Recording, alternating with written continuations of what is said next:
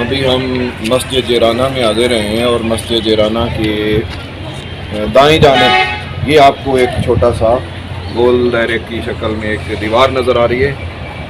یہ اس میں ابھی ایک کنواں ہے. جب نبی کریم صلی اللہ علیہ وآلہ وسلم نے فتح مکہ کے بعد کفار کے ساتھ اس مقام پر جنگ کی تو دو قبیلے تھے، بنی حوازن اور بنی ثقیف.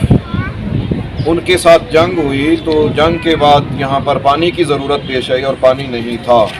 تو نبی کریم صلی اللہ علیہ وسلم نے یہاں پر اپنا نیزہ گاڑا زمین میں تو اللہ کریم نے پانی کا چشمہ جاری فرما دیا اور وہ پانی پینے کے بھی کام آیا. اور اسی پانی سے غسل فرما کے حضور علیہ الصلوۃ والسلام نے یہیں سے عمرہ شریف کا احرام باندھا اور جا کے عمرہ ادا فرمایا.